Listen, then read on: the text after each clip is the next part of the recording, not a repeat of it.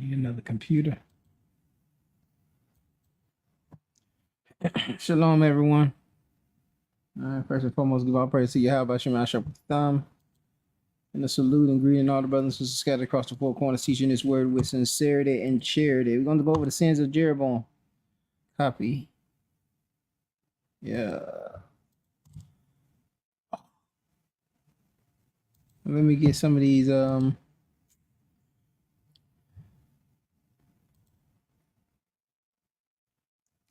video file.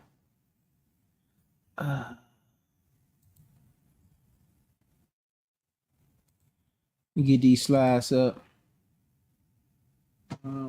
It's 8 slides, but we're gonna be reading some chapter, so it shouldn't be too long. But it's just one of those stories, man, that we can glean from, because I feel we have a spirit of Jeroboam. I feel we have a spirit of Jeroboam going through, running rampant through the nation today. And it's one of the reasons we're so divided.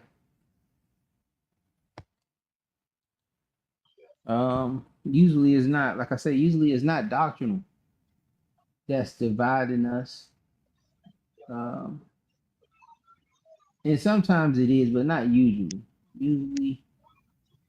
Usually it's come down to sin, or us accepting certain things that we just don't want to accept. That we feel is just too much, just too sinful for us to accept. And we got to start looking at that, man. We got to start looking at we accepting adultery, we accepting abuse, but we go crazy over dietary law. Yeah, everybody and their mama do a class. But when we have serious matters going on, you don't see that much rebuke. It's almost like it's in secret. We end up hearing about it on accident. But come down to something simple like fringes, or something simple like head coverings, or we disagree, man. Everybody and their mama doing it.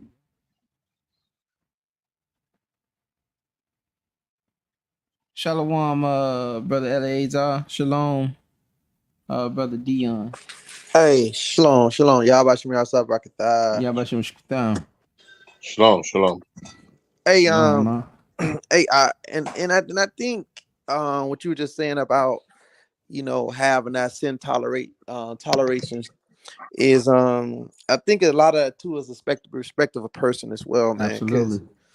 Because it depends on who do it and how popular it is in Israel.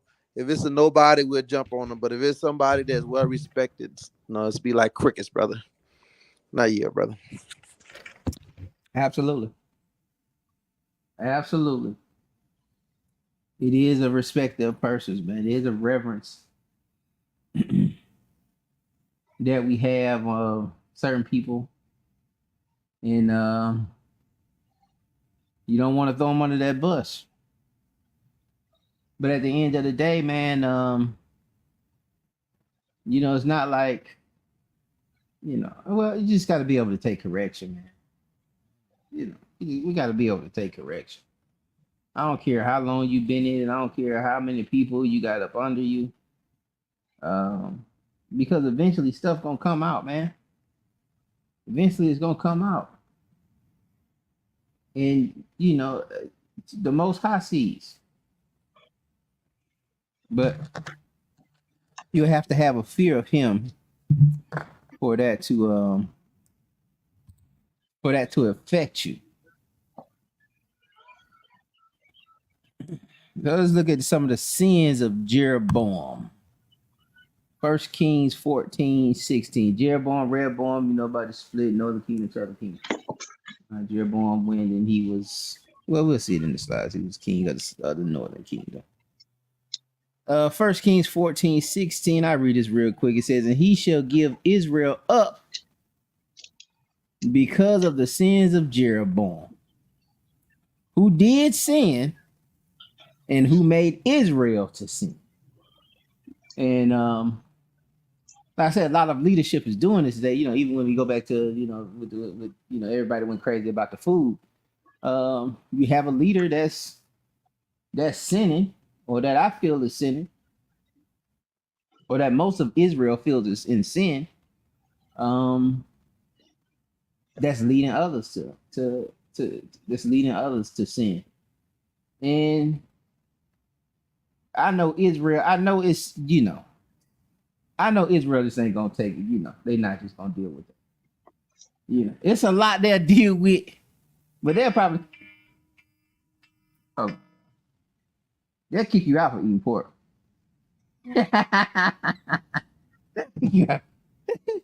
They'll kick you out for eating pork, man.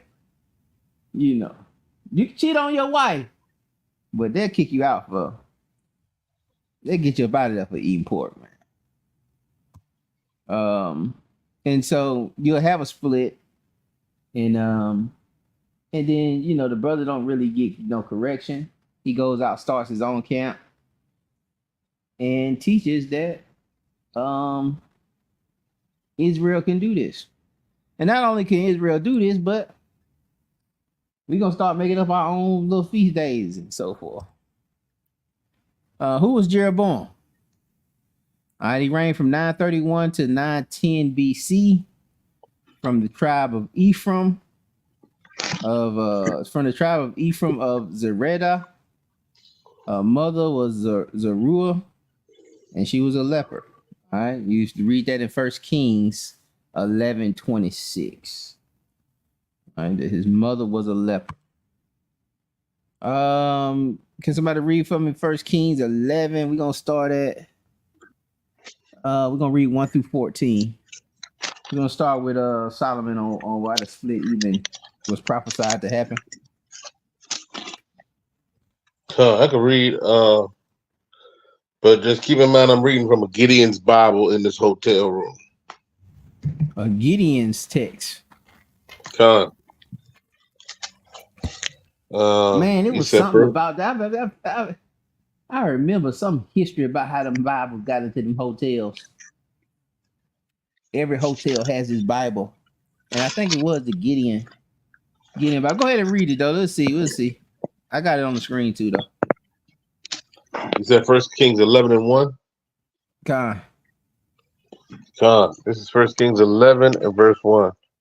But King Solomon loved many strange women, together with the daughter of Pharaoh, women of the Moabites, Ammonites, Edomites, Zidonians, and Hittites, of the nations concerning which the Lord said unto the children of Israel, ye shall not go into them, neither shall they come in unto you, for surely they will turn away your heart after their gods. Solomon clave unto these in love, and he had 700 wives, princesses, and 300 concubines, and his wives turned away his heart.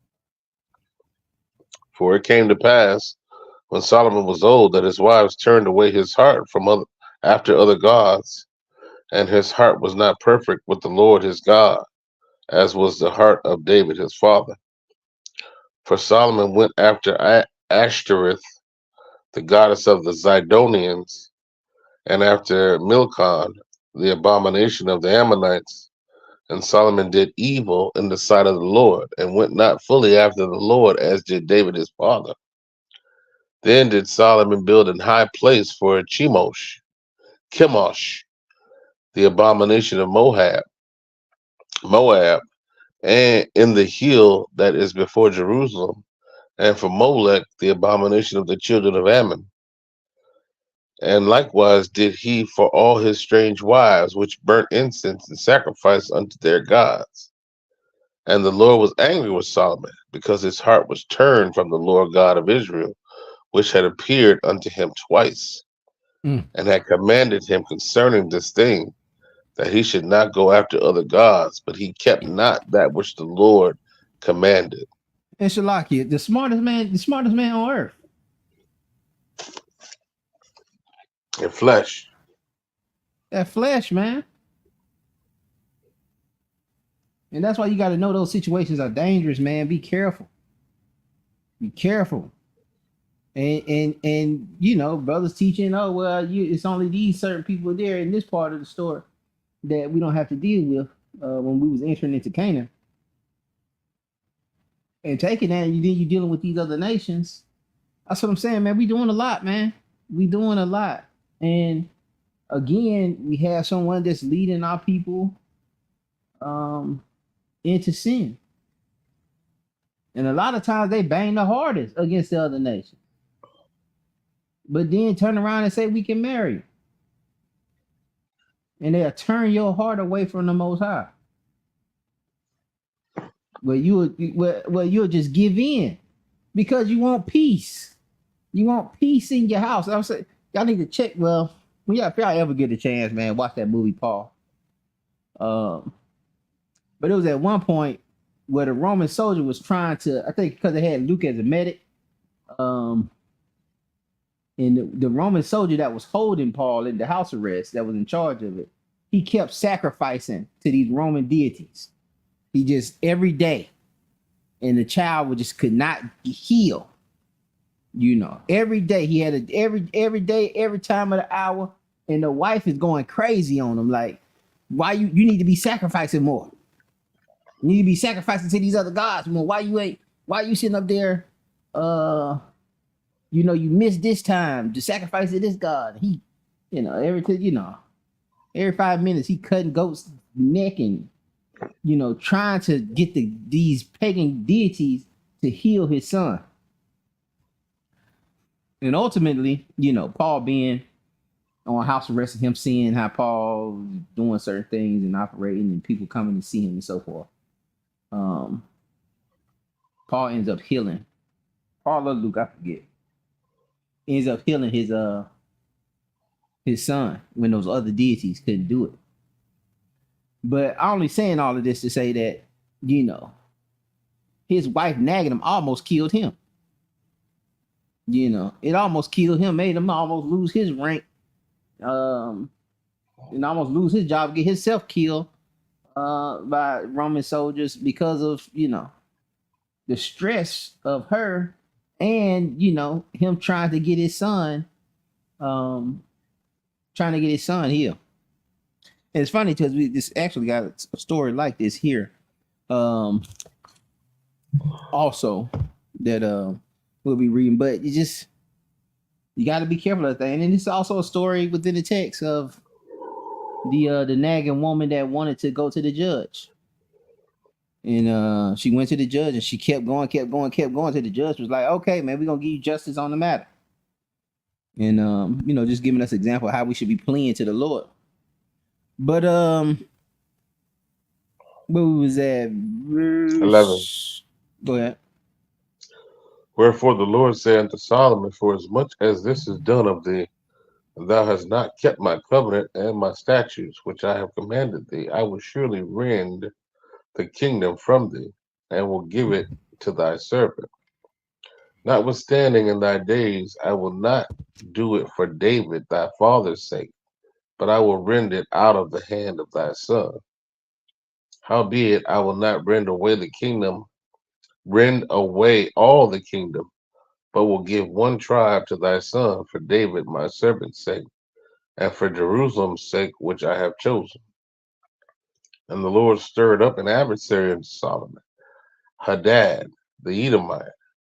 He was of the king's seed in Edom. And you keep reading. And who stirred him up? Who stirred up that Edomite? The Lord, man.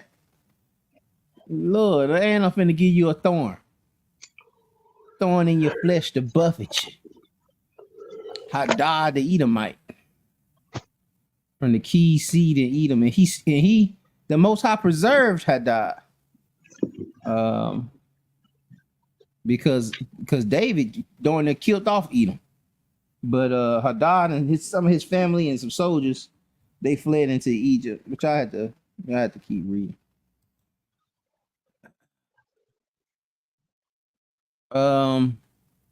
Influenced by Ahijah. I read this 1 Kings 11:29-39. And it sounds like you got a KJV, y'all. Maybe a Gideon Bible. It read word for word. That passage anyway. And it came to pass at the time when Jeroboam went out of Jerusalem that the prophet Ahijah, the Shilonite, found him in the way. And he had clad himself with a new garment. And they too were alone in the field. And Ahijah caught the new garment that was on him and rent it in 12 pieces. And he said to Jeroboam, take thee 10 pieces. And see, this is what I'm saying. And see, when I was talking about Michael Todd, I don't know if I did no class on it. I might have just been talking with brothers about that. But what they call these pastors? Charismatic. These charismatic pastors, they are reenacted, and Joker have on some Louis or whatever the case may be, and get on stage and they tear the Joker garment up and say, just trying to reenact it. There ain't nothing wrong with that, as long as you just you keep it in context. Anyway, but two, there are lessons in here that I made like this. This is what he's doing, some kind of spectacle to get him to a point for him to understand what's about to happen. And he said to Jeroboam, take thee 10 pieces, for thus saith the Lord, the God of Israel. Behold, I will rend the kingdom out of the hand of Solomon, and will give 10 tribes to thee. But he shall have one tribe for my servant David's sake, and for Jerusalem's sake, the city which I have chosen out of all the tribes of Israel, because that they have forsaken me and have worshipped Asherah, the goddess of the Zidonians, Shemosh, the god of the Moabites, Milcom, the god of the children of Ammon, and have not walked in my ways to do that which is right in mine eyes, and to keep my statutes and my judgments, as did David his father. Howbeit I will not take the whole kingdom out of his hand, but I will make him prince all the days of his life for David my servant's sake, whom I chose, because he kept my commandments and my statutes. But I will take the kingdom out of his son's hand, and I will give it to thee, even 10 tribes, and unto his son which I give one tribe, that David my servant may have a light always before me in Jerusalem, the city which I have chosen me to put my name there. And I will take thee. See, he would have took everything. He would have gave everything to Jeroboam, but he had to keep one with David, which is Jerusalem, where Jerusalem is. That these things through David can be fulfilled. And I will take thee, and thou shalt reign according to all that thy soul desireth, and shalt be king over Israel. And it shall be, if thou wilt hearken unto all that I command thee, and will walk in my ways, and do that is right in my eyes, to keep my statutes and my commandments as David my servant did, that I will be with thee and build thee a sure house, as I built for David, and will give Israel unto thee, and I will for this afflict the seed of David, but not forever. I'm gonna afflict these folks. And see, when it first went down, Northern Kingdom, and then when you start seeing you going into Hosea, and some of these early books dealing with Northern Kingdom, Isaiah, Northern Kingdom is flourishing. Hold on one second, y'all. Let me try to find my charger. Well, this computer shut down on me.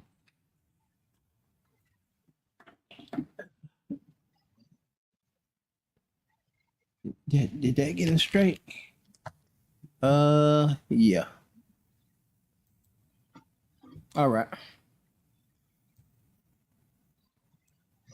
And so I'm gonna flick the seed of David. I'm gonna take that one tribe. I'm gonna eat them up. We're gonna read First Kings chapter 12. We're gonna read that whole chapter there. Con. Yeah, this is First Kings chapter 12. And Rehoboam went to Shechem, for all Israel were come to Shechem to make him king. And it came to pass, when Jeroboam the son of Nebat, who was yet in Egypt, heard of it, for he was fled from the presence of King Solomon, and Jeroboam dwelt in Egypt, that they sent and called him, and Jeroboam and all the congregation of Israel came and spake unto Rehoboam, saying, Thy father made our yoke grievous. Now, therefore, make thou the grievous service of thy father, and his heavy yoke which he put upon us lighter, and we will serve thee.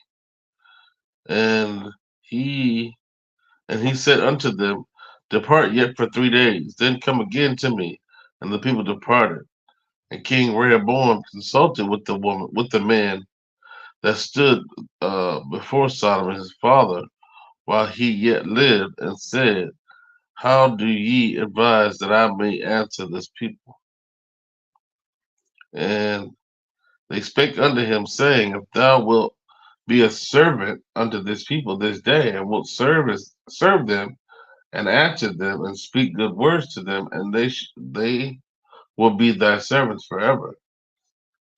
But he forsook the counsel of the old man, which they had given him, and consulted with the young men that were grown up with him, and which stood before him. And he said unto them, What counsel give ye that we may answer this people? Who have spoken to me, saying, Make the yoke which thy father did put upon us lighter?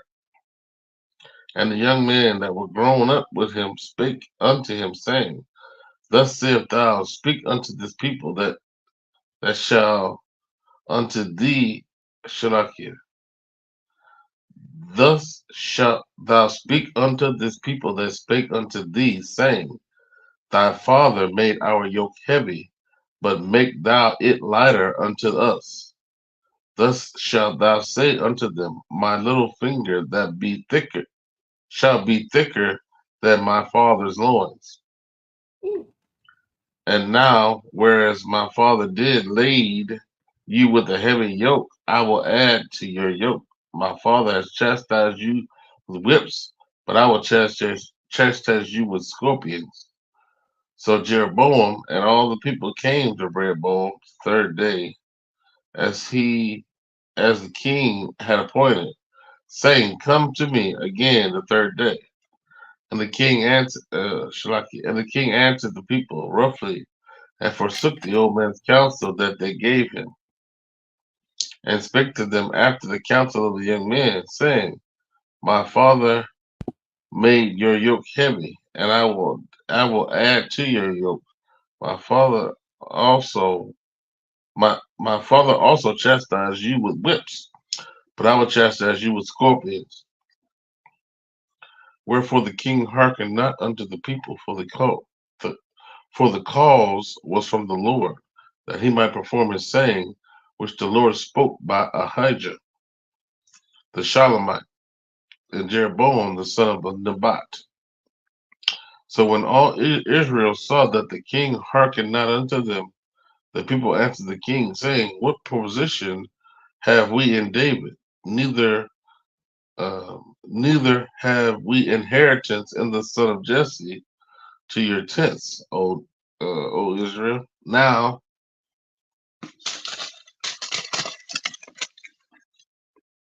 see to thine own house, David. So Israel departed unto their tents. But as for the children of Israel which dwelt in the cities of Judah, Rehoboam reigned over them. Then King Rehoboam sent an autogram, who was over the tribe of all Israel, stoned with him stones that he died. Therefore the king Rehoboam had made a special speed to get him, and to his chariot to flee of Jerusalem. So Israel rebelled against the house of David until this day. And it came to pass, when all Israel heard that Jeroboam was come again, they that sent and called him unto the congregation and made him king over all Israel, there was none that followed the house of David but the tribe of Judah only. And when Rehoboam was come to Jerusalem,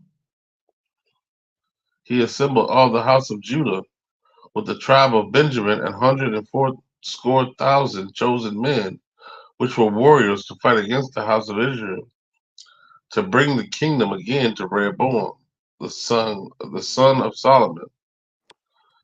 But the word of God came unto Shemaiah, the man of God, saying, Speak unto Solomon, king of Judah, and unto all the house of Judah and Benjamin, and to the remnant of the people, saying, Thus saith the Lord, Ye shall not grow up nor fight against your brethren, the children of Israel. Return every man to his house, for this thing is from me.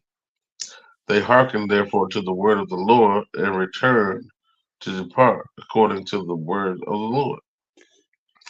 Then Jeroboam built Shechem in Mount Ephraim, and dwelt therein, and went out from thence, and built Peniel. And Jeroboam said in his heart, Now shall the kingdom of heaven return to the house of David.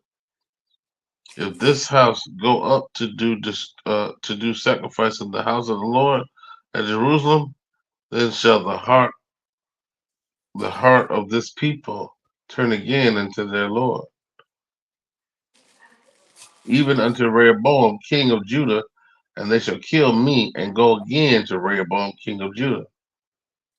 Whereupon the king took counsel and made 2 calves of gold, and said unto them, if it is too much for you to go up to Jerusalem, behold thy gods, O Israel, which brought thee out of the land of Egypt. Mm. And he set the one in Bethlehem, or Shalaki in Bethel, and the other put he in Dan. And this thing became a sin. For the people went to worship before the one, even unto Dan.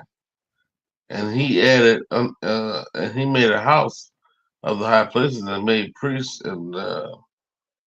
made priests of the lowest of the people, which were not the sons of Levi.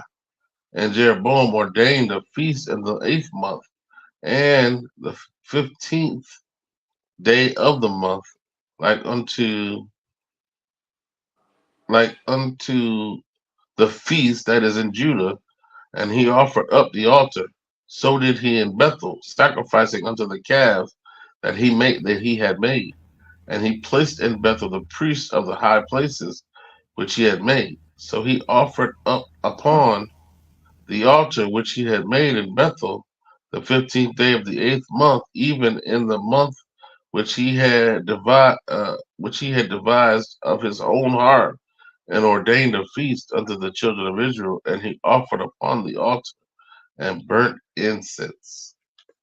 And so, just to summarize that thing, Jeroboam, we've seen Jeroboam being promised that by the Most High that he would take these 10 tribes, and if he did, all the commandments and statutes, and didn't turn to no other gods, that the Most High would bless Israel, and he's gonna afflict David, he's gonna afflict Judah, but we see here a lack of faith in what was said unto him.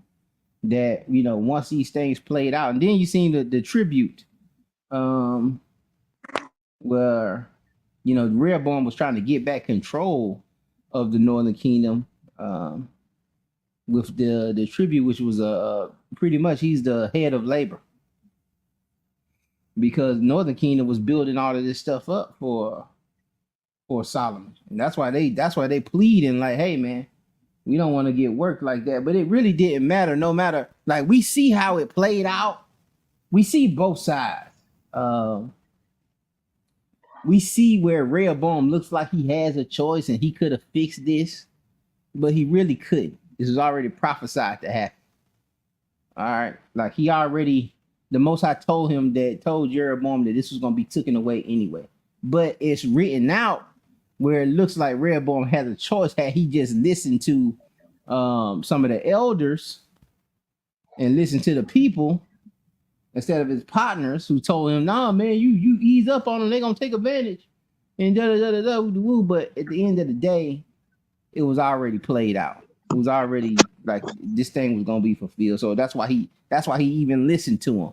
He ain't really, because it had to play out like that. So you see they end up, the tribute dude came in there and they end up stoning him. And Rehoboam tries to get some of the Benjamites to come in and help him fight against the northern kingdom.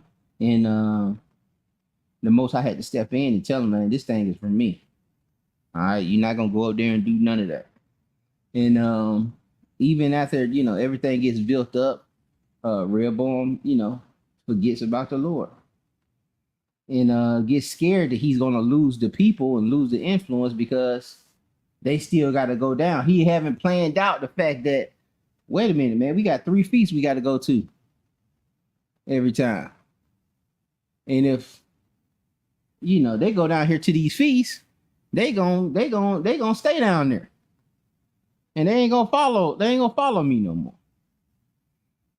But instead of him waiting on the Lord and getting information from the Most High on how to render that situation or fix that situation or how that thing gonna look and play out, he took it upon himself to build 2 golden calves and say, "Well, here. So y'all, you listen. If it's too far for y'all to go down there, man, you can come right here, in Dan and Bethel, and I got these 2 golden calves sitting here, and y'all can worship this. Listen, this is your God that brought you out of Egypt. This is him." And hold on 1 second. Get you back in there. And you can get him, and these gonna be your gods. And out the gate, he done already forgot about the Lord, and he done went and turned himself to these other deities. And not only that, but he changed the feast and then started creating his own feasts and his own priests who were the lowest of the people of Israel. And you can't have them, you need the purest people in Israel to stand before the Lord. And the Lord would have figured all of this stuff out for him, I'm sure. But this is what happens when we take things in our own hands and we don't wait on God, or we don't ask God and ask a man of God for counsel on the situation. Yeah, prophets that he could have went to Ahijah and hey man, well, I got the people here, but how do I keep them here? And then and Ahijah went to being a prophet, go to the Lord and get that question answered for him. Before him jumping out the window. But he was worried about self. He was trying to preserve self and his statue and his status. And we got to be careful of that. And that's, again, running rampant in Israel. So we see some of the key verses here. Corrupted worship, change the location of worship, change the priests, change the times of the feast. And it did a lot of this, after his own heart. Hey, Shalakia. Go ahead, brother. And you see the counterfeit. It's like a counterfeit. Like when he made the golden calves, he said, "Behold, the God that brought you out of Egypt." And so you see that periodically throughout different captivities as well, that counterfeit, that duplicate of what appeared to be God, but it's idols. You know what I mean? We see that here in America. It appeared to be God, but it's counterfeit. You know what I mean? And that's the same thing you seen with Jeroboam building no golden calves, and Israel like comfortability. They like things to to be giving them in such a way where it's nothing they have to put in for. You know what I mean? They like conveniency. You know what I mean? This new world is perfect for Israel because it's it's like Amazon. They're gonna deliver right at the door. You know what I mean? You don't have to work at it. You don't have to, like you said about the 3 feasts a year. Man, you telling me I could sit right here and the feast come to me? All praises to the Most High, man. So it's right on time with the children of Israel. It's their MO, and they've always been an MO. And I, yeah, brother. Fine. And it's very similar to that golden calf. They familiar with it. Just like when we came out of Egypt, it's almost like the fallback. Like we have to relearn. We have to learn this God Yahweh. And when it feels like there's some kind of separation, just like Moses being gone for a couple of days, now we have the tribes done split, and now we away from the house of God. We're away from the temple. Now it feels like we need to do a new thing. It's not really a new thing because he just knew he knew that he went back to that golden calf, went back to something that he's kind of familiar with, and it's just when we have that absence, or when we feel like there's an absence, Israel just known to do that.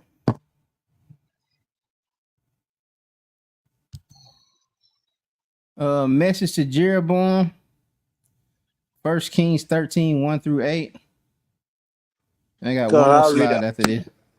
I'll read it. You said 1 Kings 13. 1-8. Fine. This is the book of 1 Kings, chapter 13, verse 1. It says, "And behold, there came a man of God out of Judah by the word of the Lord into Bethel, and Jeroboam stood by the altar to burn incense. And he cried against the altar in the word of the Lord and said, O altar, thus says the Lord, behold, a child shall be born unto the house of David, Joshua by name, and upon thee shall he offer the priests of the high place that burnt incense upon thee. The men's bones shall be burnt upon thee. And he gave a sign the same day, saying, This is the sign which the Lord hath spoken. Behold, the altar shall be rented, and the ashes that are upon it shall be poured out. And it came to pass, when King Jeroboam heard the saying of the man of God, which had cried against the altar in Bethel, that he put forth his hand from the altar, saying, Lay hold on him. And his hand, which he put forth against him, draw up, so that he could not pull it in again to him. The altar also was rented, and the ashes poured out from the altar, according to the sign which the man of God had given by the word of the Lord. And the king answered and said unto the man of God, Entreat now the face of the Lord thy God, and pray for me, that my hand may be restored me again. And the man of God besought the Lord, and the king's hand was restored him again, and became as it was before.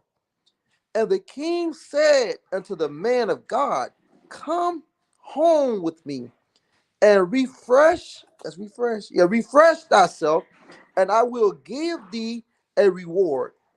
And a man of God said unto the king, If thou wilt give me half thy house, I will not go in with thee, neither will I eat bread nor drink water in this place. And so you see that, even that last that last phrase there, the man of God, he had special instructions. Continue on reading. It's a very interesting story with that man of God of Judah. But what we gleaning from this is that, for one, it's a man of God that's come from Judah. All right, we know that Judah is down there by itself, and we know what Jeroboam has already done, building these two altars, one in Dan and one in Bethel. And so the man of God is in front of the altar in Bethel, rebuking that altar. And Rehoboam hears him rebuking the altar and go to put hands on him a little bit, like, grabbing him, like he was trying to take him away from the altar or something, like trying to pull him away. And when he grabs him, his hand dries up like a little prune, I guess, like that little dude hand from what's that scary movie? It was a mockery of scary movie, but they had the little Ten joke with the little Commandments? funny, huh? You said the one where they turned to stone? Nah, his hand was just shriveled up. It was a comedy, but it was a comedy. I'm gonna say it was like Scary Movie 2. And he was like the Oh, okay. butler, and he had this little shriveled up hand touching everybody. Nobody wanted to touch him. Oh yeah. Mhm. But anyway, Jeroboam trying to snatch his man off from rebuking his altar. And his hand shrivels up. And then he asks the man of God, turns our face to the Lord and pray that he removes this from you, man. And the man of God does it. Man of God don't, he don't argue with him. He don't, man, no, that's what you get. Sit up here building these two altars, these golden calves. You darn sinful joker. You just go ahead and ask the Lord to get the to remove that from him. He asks the Lord, and it's on the Lord to do that. Yeah. And the Lord does that and restores the man, restores Rehoboam's hand. But it should have been a wake up call. It should have been a wake up call. And he's telling them, hey man, Josiah's, we finna have a king come out of David's lineage named Josiah. He finna be up down there, man. You failed. Pretty much. I was finna get his stuff to you. Y'all was finna be the leaders, man. Y'all was finna be, most of the kingdom was gonna be there. I was gonna bless y'all, afflict them. But you couldn't do it. And again, it's prophesied to come through David anyway, but we just got to let these things play out. And so through his failure, he's telling them, hey man, we're finna bring another leader in, and we're finna strip you from this thing. It's the last slide here, y'all. All right, chapter 14, 1 Kings 14, 1 through 12. Somebody had something? It's like it. Go ahead, That's Rehoboam taking counsels. It kind of eerie familiar with like with Pharaoh. Like, I know it was a different scenario, but it's eerie familiar because it was already prophesied these things was gonna happen. And so it's almost in the sense that Rehoboam got heartened. Like it got, you know what I mean? It got heartened for that purpose, for Jeroboam to take over to do what he did. Now you got Josiah stepping in his place, and all these things is the blocks to the Most High's method. You know what I mean? This is the way he prophesied it, but this is the way it plays out. You know what I mean? And so that's what we was talking about earlier about the whole thing about free will or predestination. You know what I mean? It's just tricky. But it's tricky, man. It's tricky. It's above the pay rate. It's above my pay rate, man. But yeah, these are a couple examples of things had to. But it seems like he had the free will. but and he did. You can say he did, but the Most High being divine, man, he already know the choices. Things are just laid out. Like I already know what he gonna do. So but yeah, like I said, it's above our parents. One of those things, man. Just it's gonna be hard to. It kind of works on both sides, man. It's kind of hard to be strong on either side because we have so many examples of both making sense. First Kings 14, we're gonna read 1 through 12.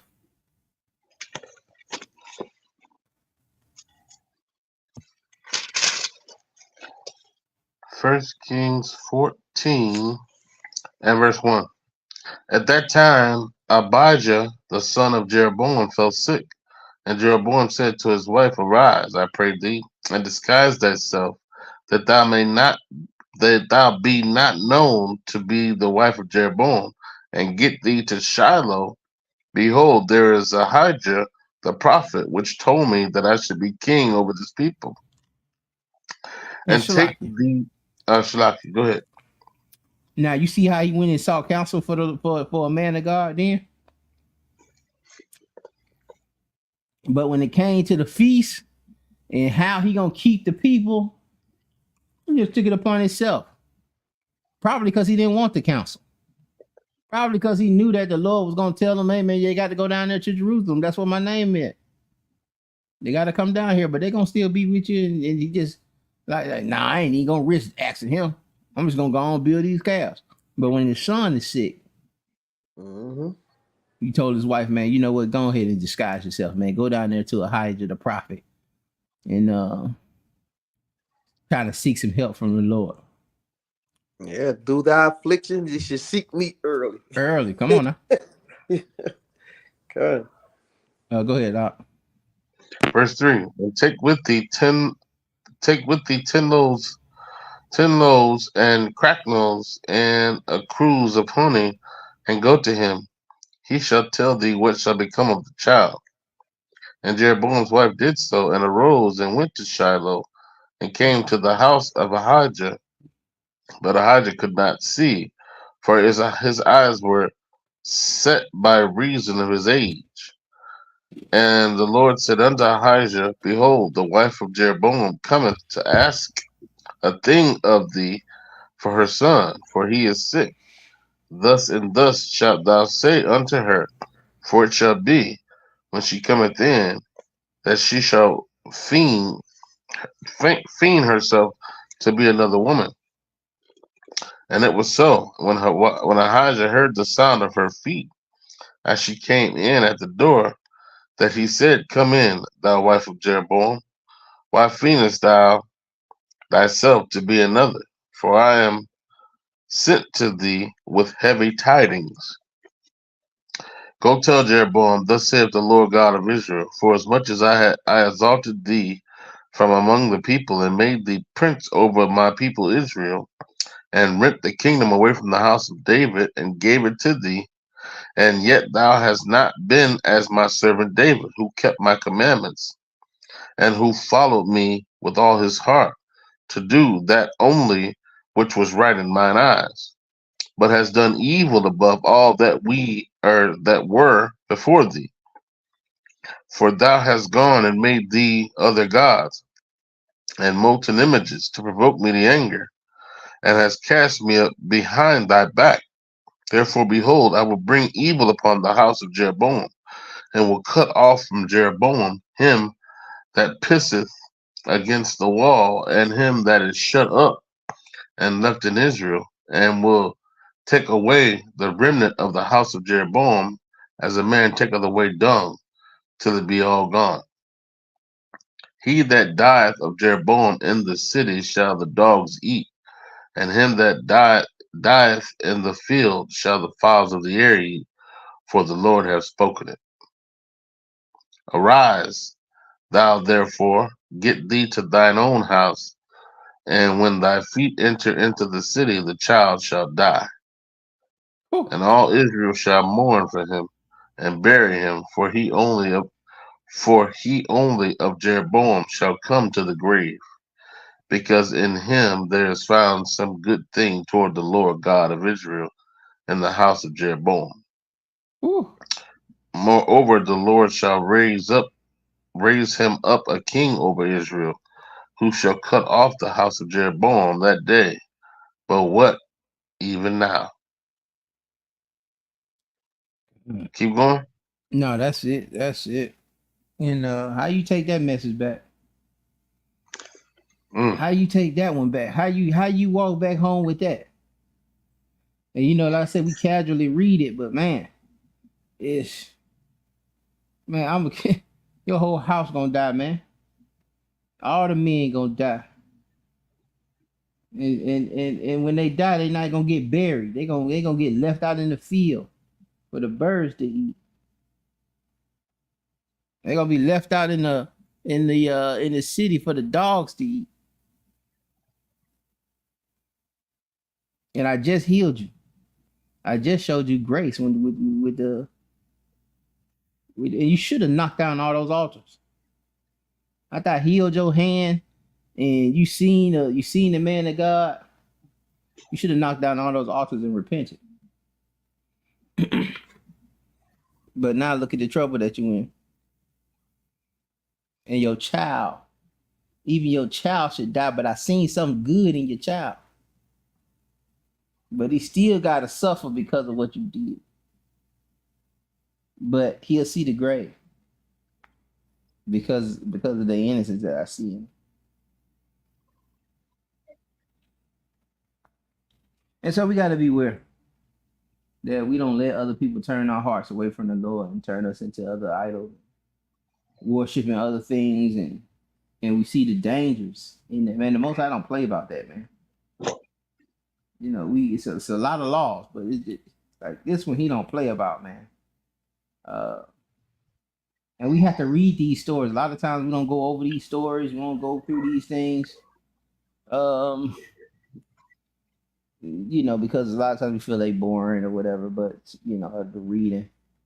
But there are a lot of things we can glean from these things, and just like we're going into this pagan season now, man, where um people are worshiping these deities and doing certain things, and it's because the church ain't telling them. Because you have people in there trimming their ways for love, and if people just stood up, if the church just stood up and said, "Man, we not doing that no more," um, they can stop that paganism, but they can't. But they can't do it because they don't want the people to leave, and it's just like Rehoboam. Jeroboam. Well, he don't want the people to leave, and so he makes it convenient for them. And they do the trunk or treat, they do the Halloween at the church, and they do the Christmas program at the church, or they do the Thanksgiving. They say, "Nah, we ain't gonna call it Thanksgiving. We gonna call it Yahweh Day." And you just gotta be mindful of that, man. It's a lot of doctors out here, a lot of different things, man. But and I'm not saying I know everything, I'm right on everything. We just gotta test everything, prove it.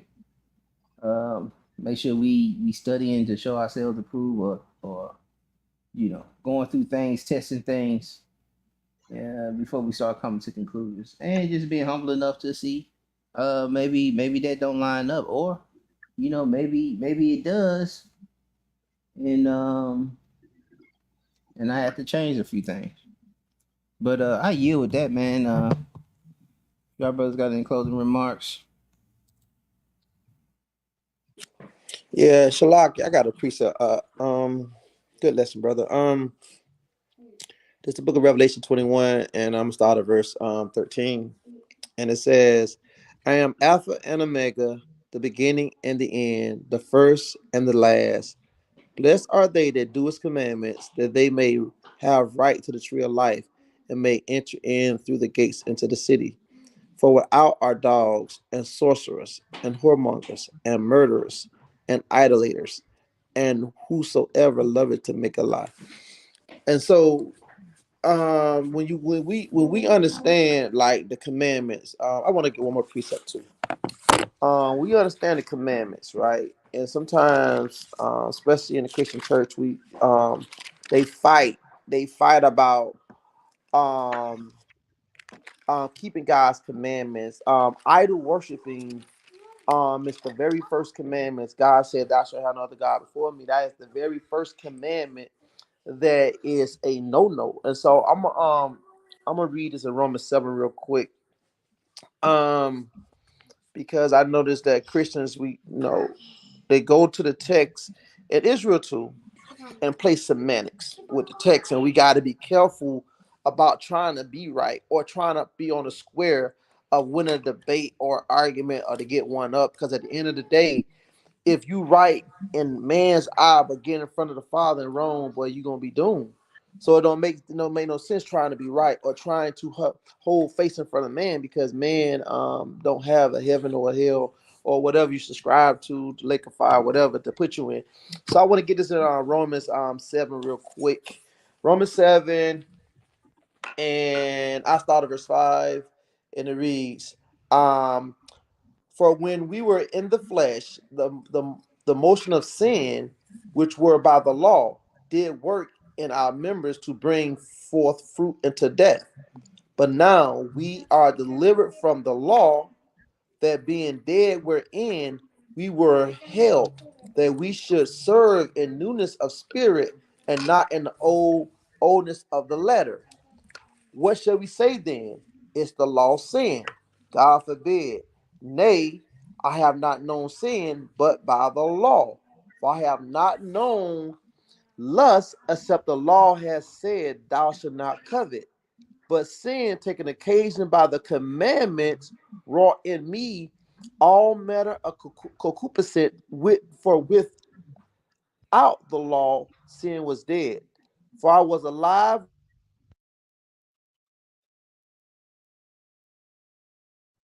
I was alive without the law once, but when the commandments came, sin reviled, and I died.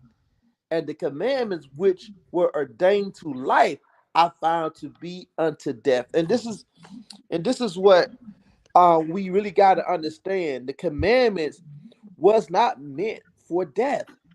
The command was meant for life. When God gave us the commandments, when He gave the 10 Commandments, that's why when you go into the Deuteronomy 31 and verse 4, He told that the law was an inheritance. But we got to understand. I want to get one more precept. I mean, the same text, but I just want to drop down a little bit.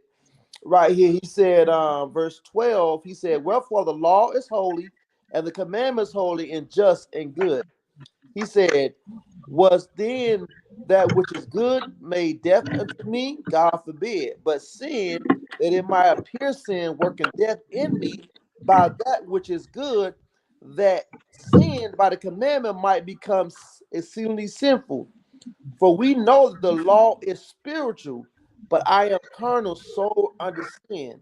So, um, so Paul is telling you that the commandment is holy and the law is holy. And sometimes we look at that all the same thing. The commandments is a part of the law, but the commandments is not the totality of the law.